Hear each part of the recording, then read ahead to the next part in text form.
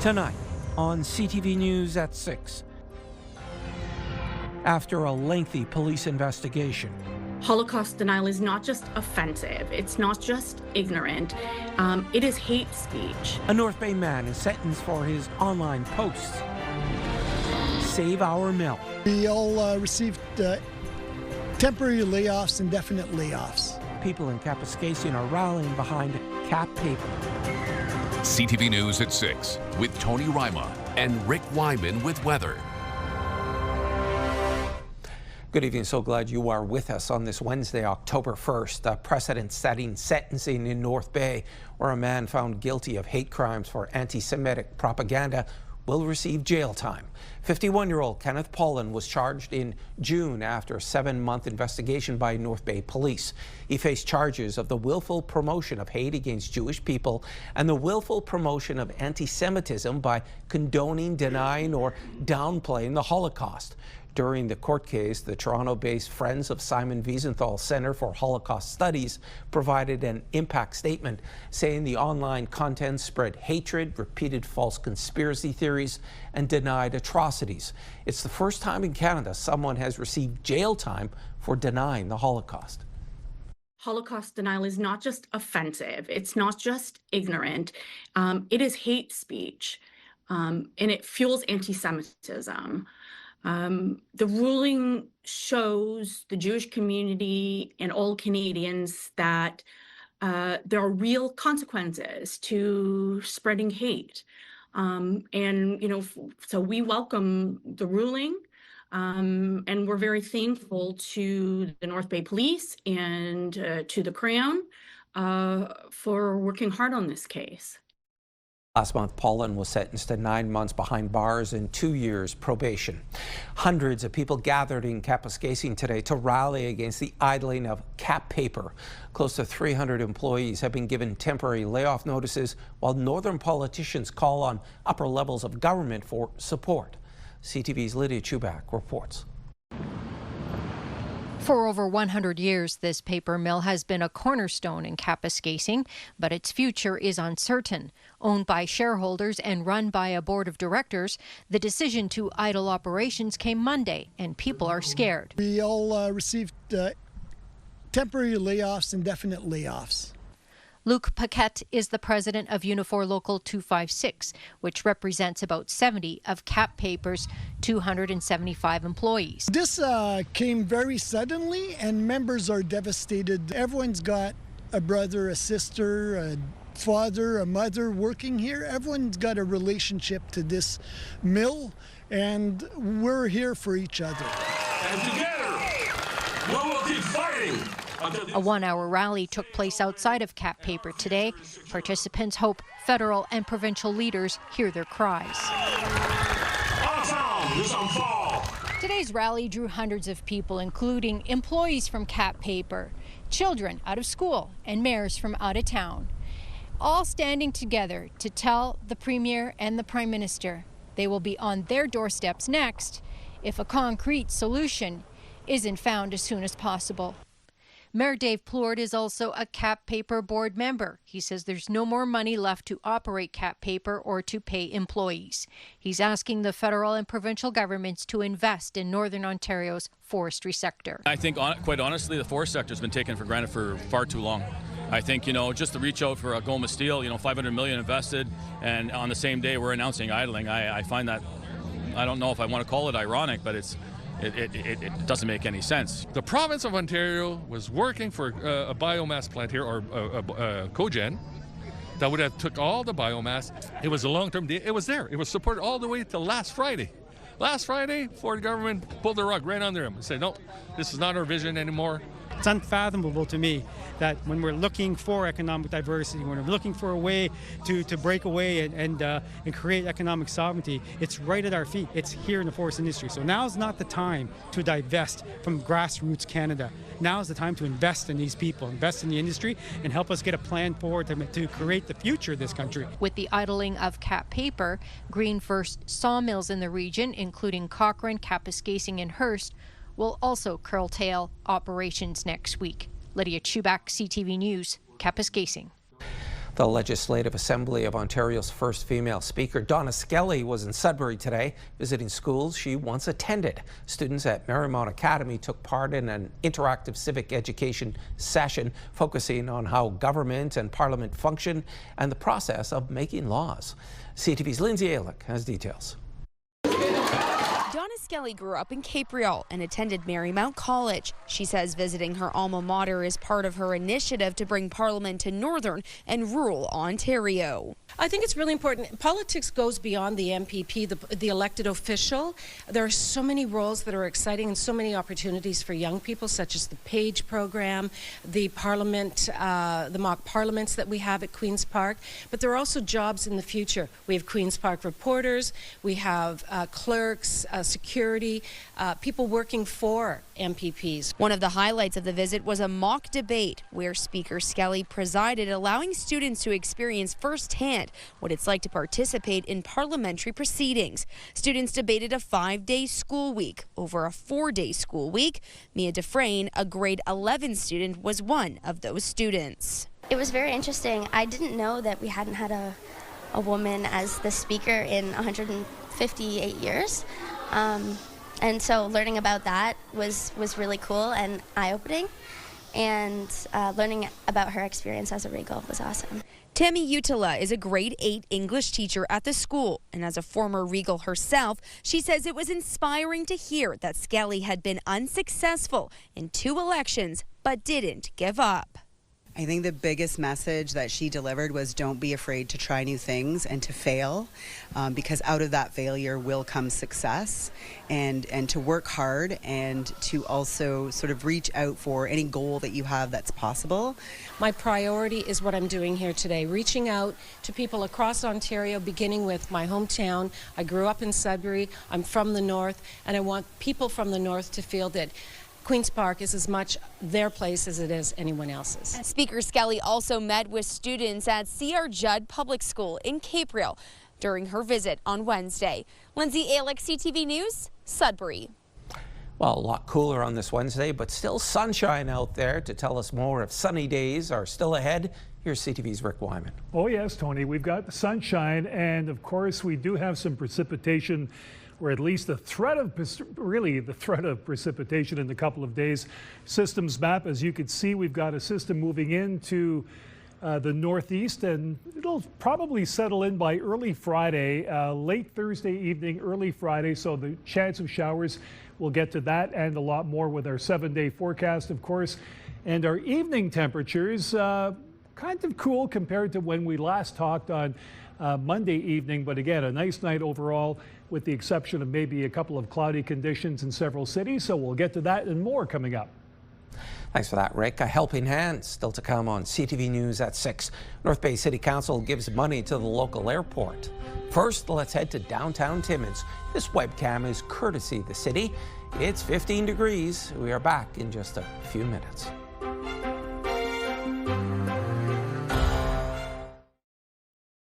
When you see it happen, send it to CTV News. Text 10400. From your screen to ours. Text 10400.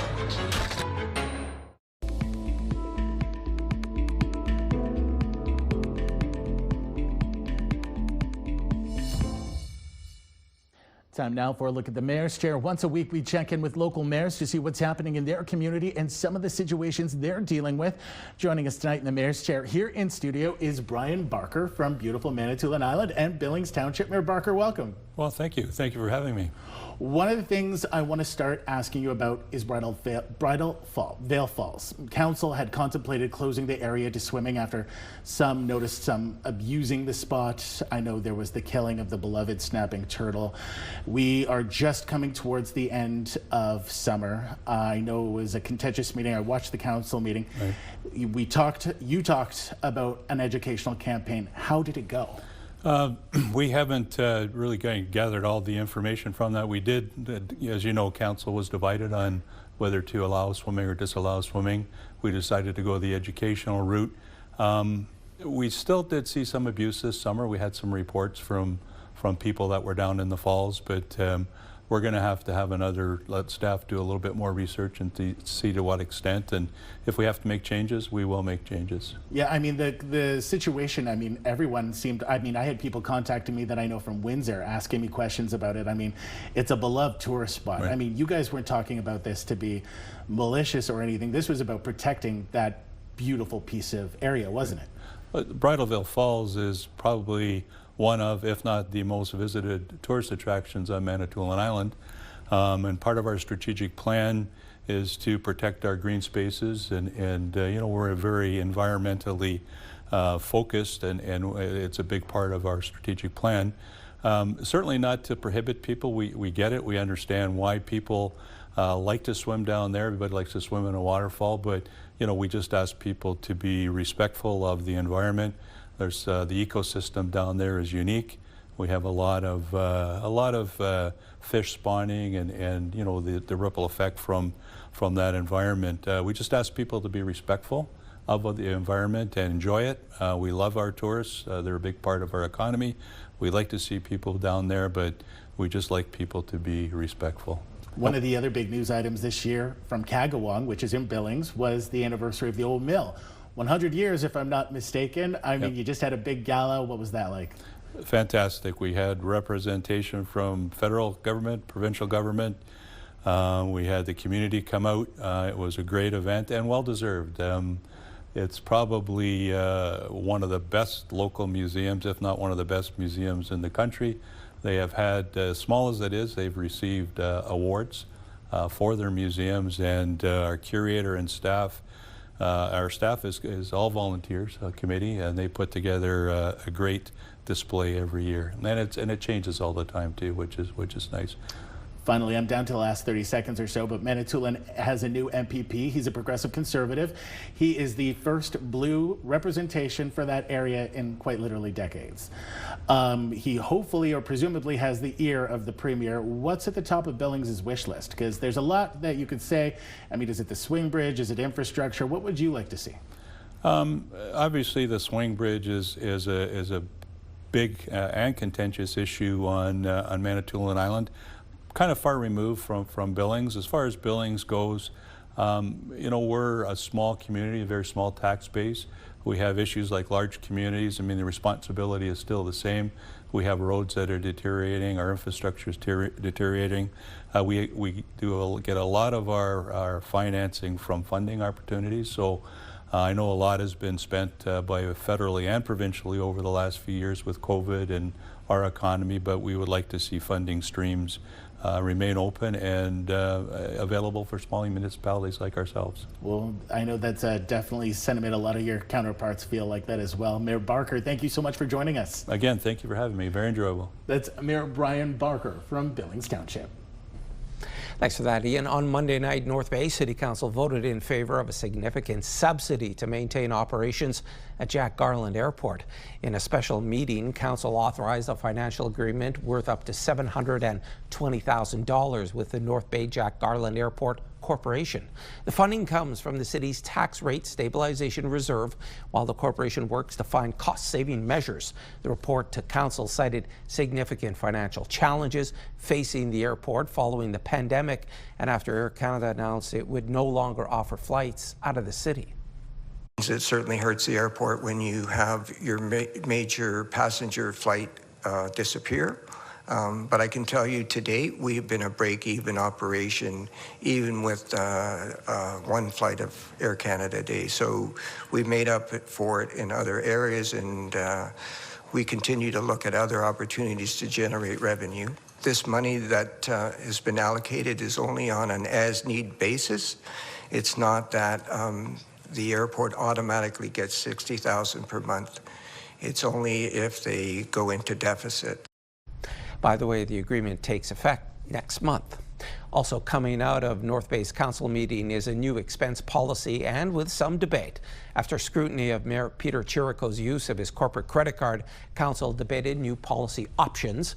With the investigation still ongoing, some councillors felt it was too soon to make a decision, arguing that they couldn't fix what was wrong in the policy until they knew what was wrong with it.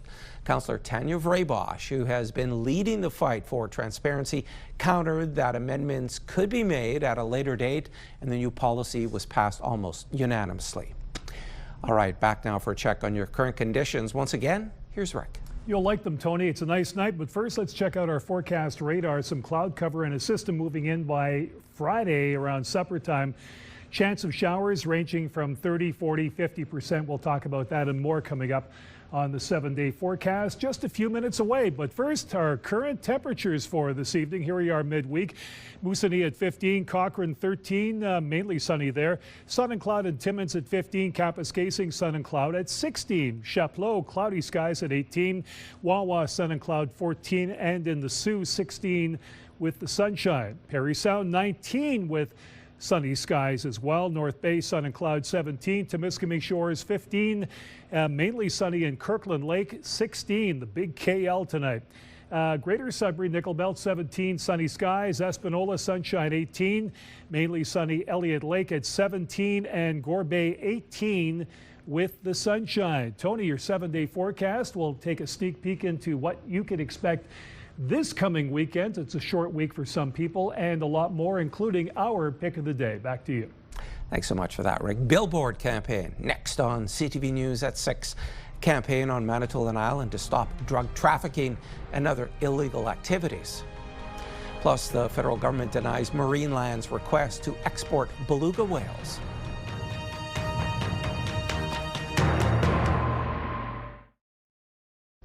The Indigenous police chiefs of Ontario filed a human rights complaint against the federal government in March 2023. Under the tripartite agreement, Indigenous police services are permitted to have specialized units, but they say they are underfunded. The UCCM Anishinaabe police chief argues that they are not receiving the same amount of support as municipal policing, making it harder to target specific crimes without dedicated task forces. Regardless, UCCM Anishinaabe police are in the process of creating a drug task force, but there have been barriers in seeing this come to fruition. That it was an impossibility for me to give our communities what we need with those amount of numbers. There's no way that I can take more officers off the road, create drug units, crime units that can respond properly in major case management, MCM legislation, to ensure that investigations are done properly and according to laws and legislation.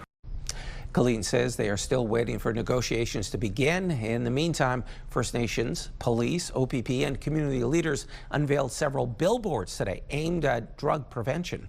CTV's Madison Merrier has details. The sign that you see here is not just words on a billboard. It is a teaching.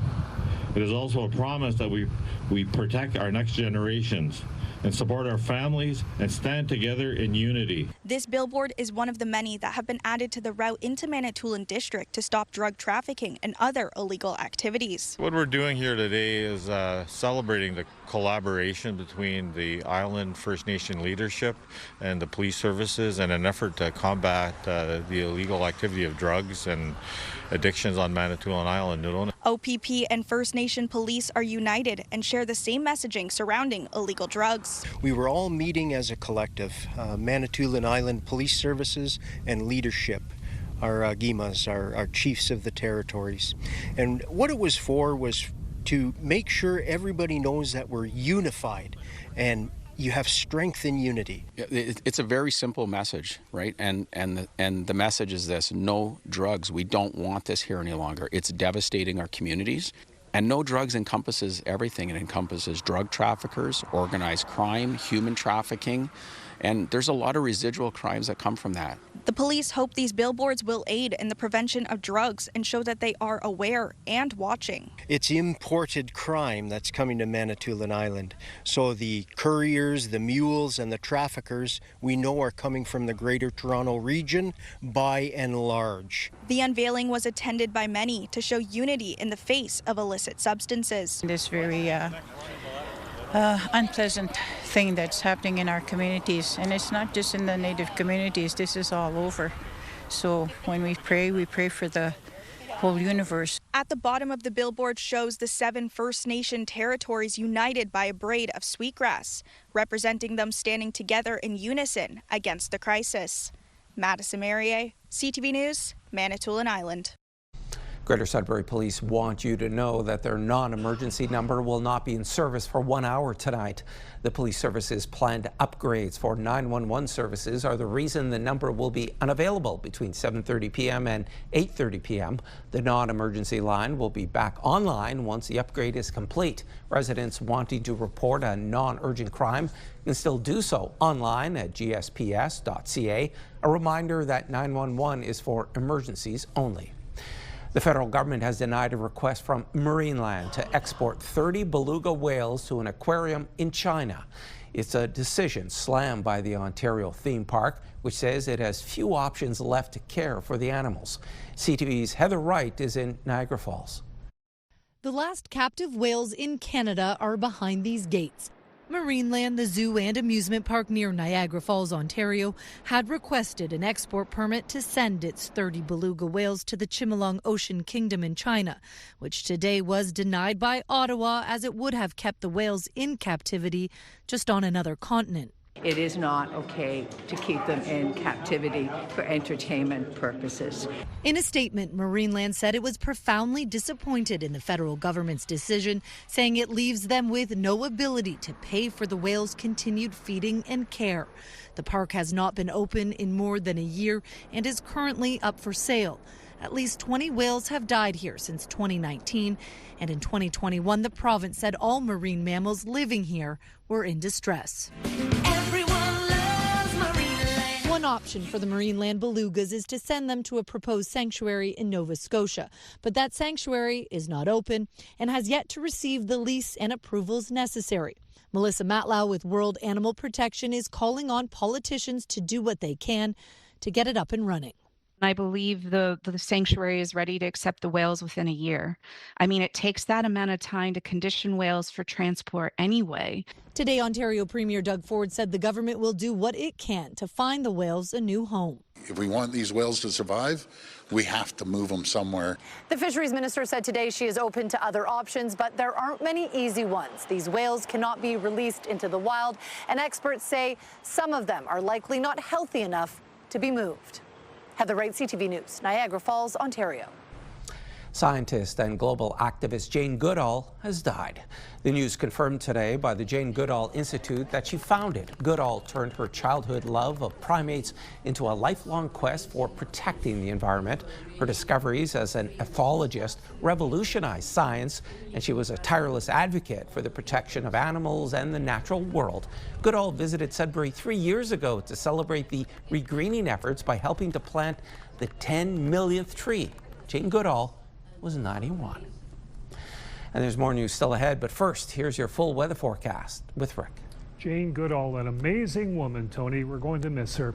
Our forecast radar for this evening, before we get into the 7-day forecast, we've got some cloud cover. Of course, that will dissipate, but we do have some precipitation moving in by early Friday, as you can see, early Friday morning, and the chance of precipitation 30, 40, 50%. So if you've got dice, you'd better roll them, and we'll see what comes down. Overnight, mainly clear skies. The conditions, 5 in Sudbury, Sault Ste. Marie at 6, Timmins 5, Temiskaming Shores 2, and North Bay also 5, all clear skies. Meanwhile, in Moosonee, clear skies. Clear in Caphurst, Wawa, clear skies. Gore Bay, clear. Just a few clouds in Parry Sound. The temperatures also nice for this evening. Okay, 7-day forecast time. Here we go.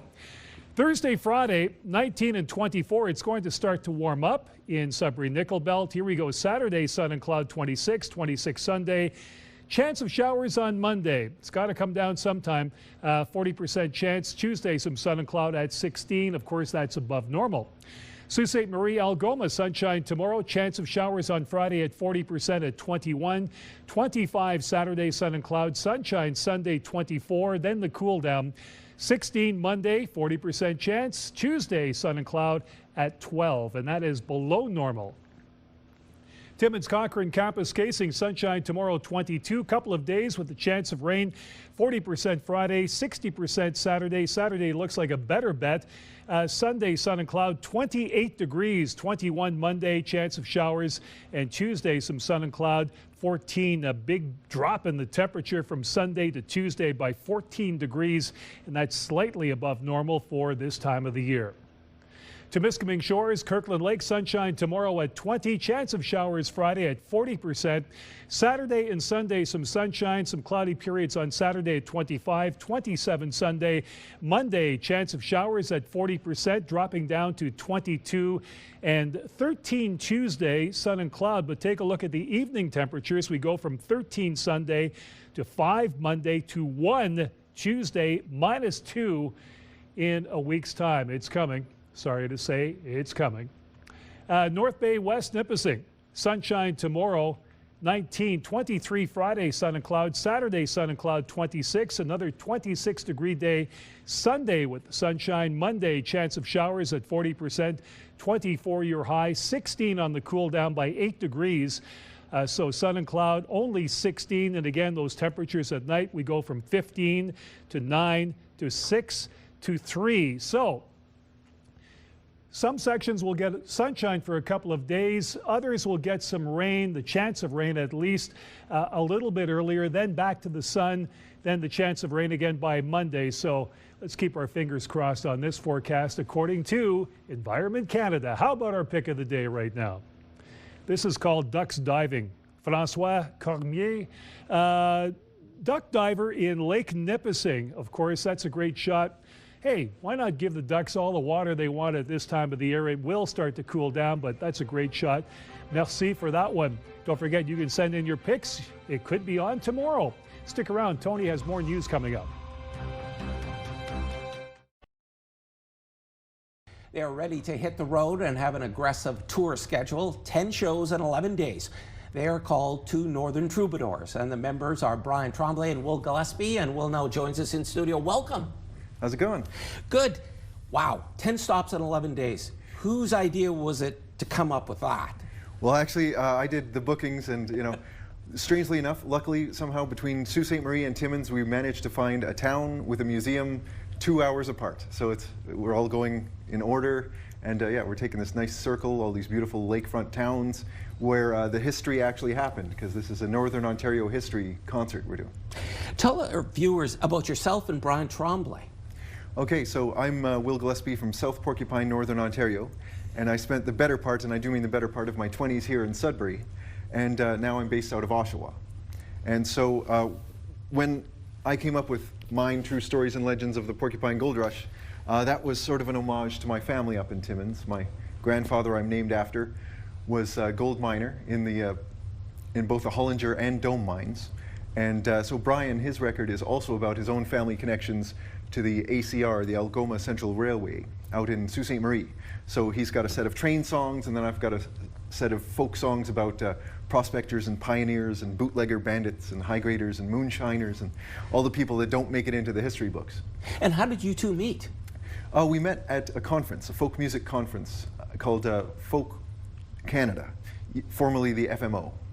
And yeah, we met, and there was a campfire song swap, and we were jamming, and then afterwards we got to talking, and it turns out we both separately made these Northern Ontario concept albums.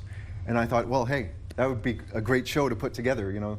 He does one set of his songs about the Sioux, and I do my songs about Timmins, and then we get to go to each other's hometowns, and so just in time for Thanksgiving. That's very fitting too. It is. So from west to east and also north. Tell us about the venues. You mentioned about museums, small towns. Do you enjoy playing at those places, those venues? It must be a little bit more intimate. Oh, it is. It's very intimate, and what's neat is I've done this show, the Mine True Stories show, all over Ontario. So when I do it down south, it's new information for everybody, but it's another kind of pressure doing it up north where people actually know these stories, and this is like to the ancestor, like the descendants of the people who I'm singing about. So that's very rewarding though when they like it. Does this also enable you to reconnect with people in the north who say, oh, I know your grandfather or your father or somebody else who worked in the gold mining industry?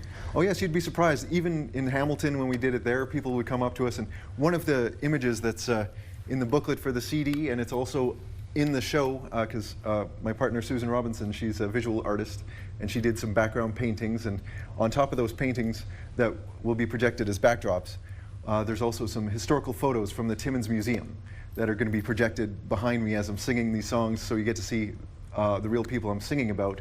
And one of those photos actually came from an audience member who approached me after the show and said, my father worked in the gold mines in Timmins, and here's a photo of him, you know, in the opening track, the title track, Mine, Mine, Mine. Well, good luck with the tour. Well, thank you very much. I'm looking forward to it. It's a big homecoming just in time for Thanksgiving all across my home away from hometowns in Northern Ontario. And that was Will Gillespie. He was our guest. And to see when the 2 Northern Troubadours will be in your community, head to willgillespie.ca. Minimum wage is increasing in some provinces today, including here in Ontario. CTV's Corey Nordstrom has reaction to the bump up in this report from Sault Ste. Marie. Starting today, minimum wage workers in Ontario will see their pay rates go from $17.20 per hour to $17.60. Ontario is one of 5 provinces making the change to start October. The increase is tied to the Consumer Price Index, something that officials with the Ontario Living Wage Network say doesn't adequately consider the factors that have Ontarians needing higher wages. It looks at consumables that a household would have to face. We, on the other hand, with our living wage, we look at big items like shelter costs, the rental of an apartment, food and transportation and childcare. Pickthorn says Ontario workers, focusing on those in the north, are still a long ways off from being paid what the network deems is fair. We calculate the living wage to be $20.30. That means you're on average $115 a week short of being able to make ends meet. The longing for higher wages is something young people in the Soo are familiar with. I feel like 40 cents is not that much of a difference, and like minimum wage working, like as a student too, like I gotta buy food, I gotta buy transportation stuff. 40 cents is really nothing. They should definitely up it, maybe a little more than that. It might benefit people, it might make it easier on people, and maybe it wouldn't be so much addicts. It's stressful. The Sault's Downtown Association doesn't include many minimum wage employers, but those offering competitive wages say it will impact them too. A little bit of disgruntled attitude towards it because, you know, I mean, 40 cents, I mean, maybe not a lot, but if you have a, you know, large staff complement that can bite a little bit, you know. Plus you have to think about having competitive wages, so if you were already paying staff over minimum wage, you're going to have to increase your wages as well. Pickthorn says the network has seen a slowdown in Northern Ontario businesses pledging that they will pay the living wage. Corey Nordstrom, CTV News, Sault Ste. Marie. A homeless woman in Sudbury is submitting a petition to City Council to open the Samaritan Centre 24/7 as a drop-in warming centre for October. Right now, when agencies close, there are no overnight services outside of the shelters in the city. And even then, there are more homeless people than beds. CTV's Alan Everson reports. Ashley Dawn has been homeless for 3 months, but has secured a place for November 1st. She started Movements for Purpose over a month ago. She says it's a group to speak up about gaps in the system for the homeless and vulnerable. So my concern is we are below 5 degrees at night already, and we're only October 1st. Usually after Thanksgiving, we go below 0 at night. So that's very crucial for people along the way. Transpiring, sleeping outdoors, right? Where are we going to sleep? So some people don't go to the shelters. Maybe there's not beds available. Usually they're quite full. She started a petition asking the city to open the Samaritan Centre as a 24/7 drop-in warming centre beginning October 1st to give people living outdoors a place to go as the temperatures drop. So the biggest gap is most people are on the street. We are not able to be at the bus depot. We're not able to be at Tim Hortons to even enjoy our coffee as a paying customer. We don't have anywhere to be. We're limited. We're limited based off of the shelters as well. Unfortunately, most of them close in the morning at 9 a.m. and they don't reopen until 9 p.m. Ashley Dawn came to City Hall to present the petition, but was told she must do that through her city councillor. Since she is homeless, she used the address of the Samaritan Centre to contact a councillor. The city says a report going to council next week recommends the approval of daytime, weekend, and overnight drop-in warming centres at the Samaritan Centre and Energy Court, as well as extended hours at the off-the-street emergency shelter, all beginning November 1st. The proposal from the Samaritan Centre to the city to extend its hours pitched an October 1st start, but city staff are recommending November 1st to meet the proposed budget for the program. Data from the city shows the number of people living in encampments continues to steadily increase. Numbers from June show 200 people are living outdoors across 34 encampment sites. Alana Everson, CTV News, Sudbury. Cancer Drive still ahead on CTV News at 6. Students at Lockerbie High School in Sudbury are once again going to be collecting donations for pediatric cancer treatment.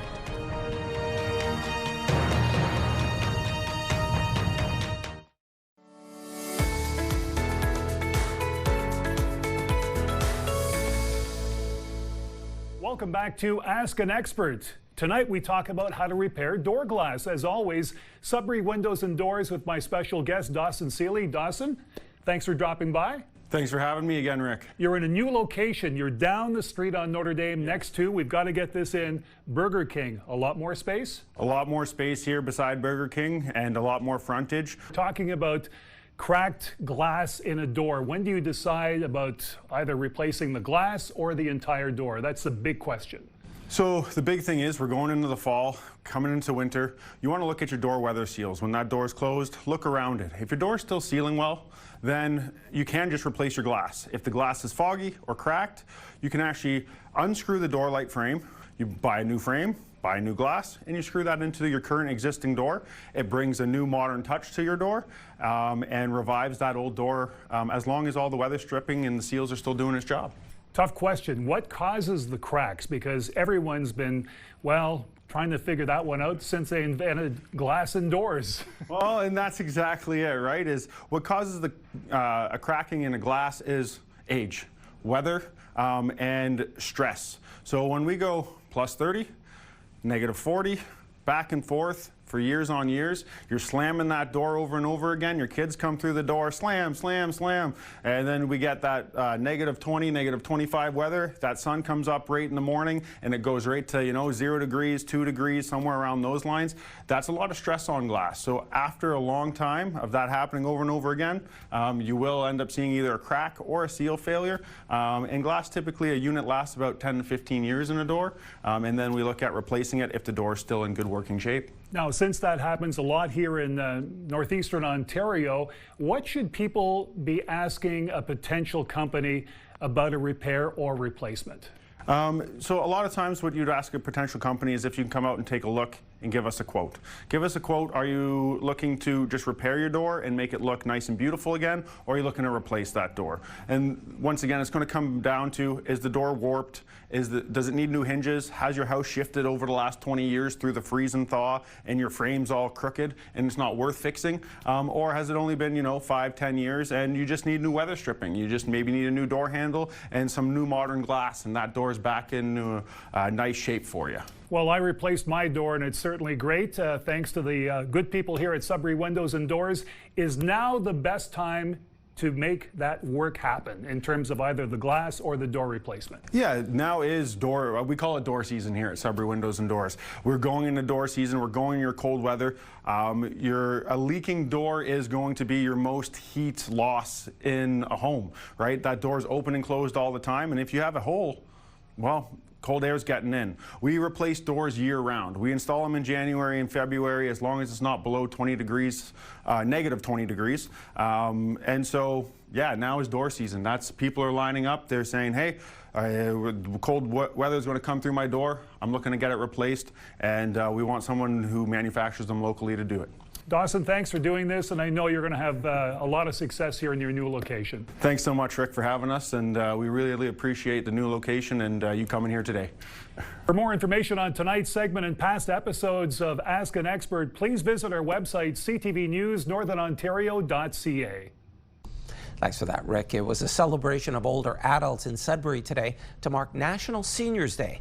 The annual Healthy Aging Fair brought together dozens of organizations. Details from CTV's Amanda Hicks. Hundreds turned out for the annual Healthy Aging Fair at the Caruso Club in Sudbury, an event that's been held for over a decade in honor of National Seniors Day. We didn't know any of the support groups that they have here, but it's very interesting. We've come in previous years. Lots of good stuff. Hosted by the City of Greater Sudbury's Older Adult Advisory Panel, representatives from more than 60 organizations were on hand, ready to address concerns about everything from healthcare to housing. Some concerns that we're hearing from older adults is it ranges from attachment to primary care teams for those who don't have a primary care provider. So it's something our organization is working hard to address.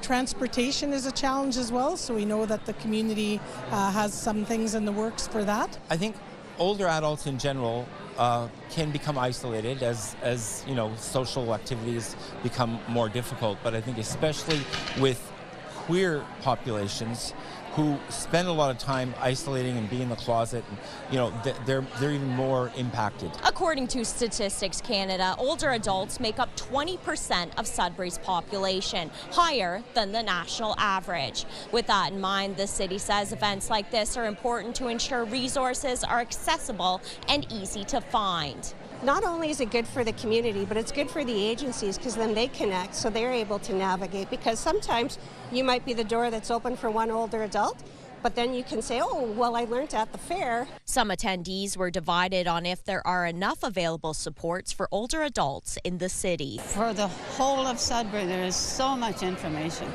And it's very good. You know, that they are here and that they are reaching out to seniors and seniors are coming here.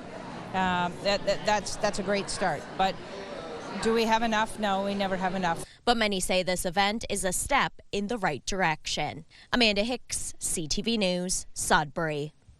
A log-running fundraiser by a Sudbury high school is marking 30 years this year, helping to raise money for pediatric cancer care.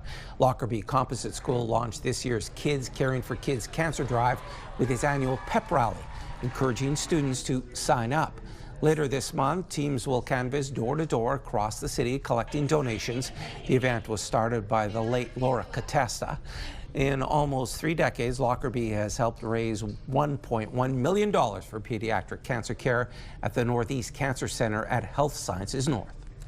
The kids just get more enthusiastic, and I would imagine that if this enthusiasm keeps on the way that it is in this school and in our community, we're going to be here for a long time. She has definitely left a big impact. Everyone has heard her story, and I think there's so many more people that can hear about it.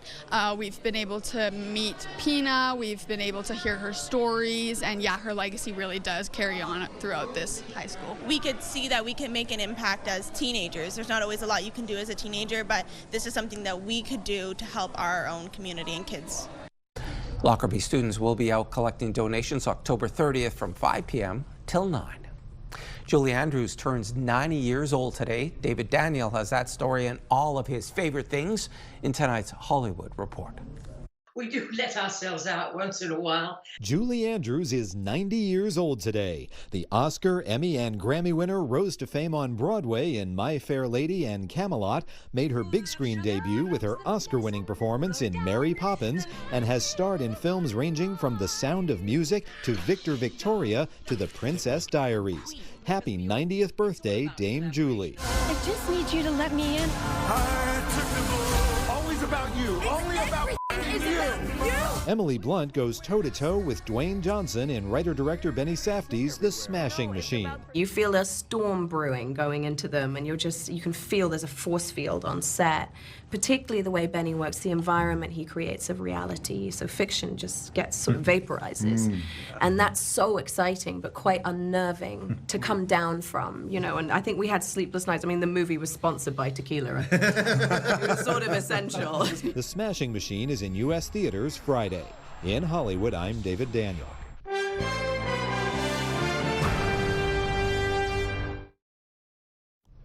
Washington confirmed it is taking a stake in another business, a Canadian one. BNN Bloomberg's Marella Fernandez has more on that. The U.S. is taking a 5% stake in a Canadian mining company. Lithium Americas is based in Vancouver, but is developing a lithium mine in Nevada. Lithium is a critical mineral used to make batteries for electric vehicles. Washington has started to pick up a stake in companies that it sees as critical to boosting the economy. Here are the closing numbers for the day. The Canadian dollar is down 13 cents to 71.73. West Texas Intermediate crude down to 61.39. Western Canadian Select is down over $1 to 50.39. And the TSX hit another record close, up 84 points today to 31.07. Those are your business headlines. I'm Marella Fernandez. Here are the current prices for some key commodities we watch. Gold up $31.72, closing the day at $38.65, 63 U.S. an ounce. Silver up 40 cents. Copper slipped 2 cents to $4.63, and nickel down 4 cents, ending the day at $6.79 U.S. a pound. And Rick is back now for one last look at your Thursday weather. Tony, I won't disappoint you tonight. We've got more sunshine in the forecast coming up for tomorrow. Let's take a look at some of those temperatures. Sudbury at 19, Timmins 22, and the Sioux at 21. Meanwhile, in North Bay, 19, mainly sunny in Parry Sound for tomorrow. Temiskaming Shores 20. A hint of rain perhaps by Friday. We'll keep you posted on that and more. But again, Tony, sunshine as we continue this streak. Great streak. I love it. So enjoy that sunshine. Tony? Me too. A lot of egg yolks on the board there. Folks, that's CTV News at 6.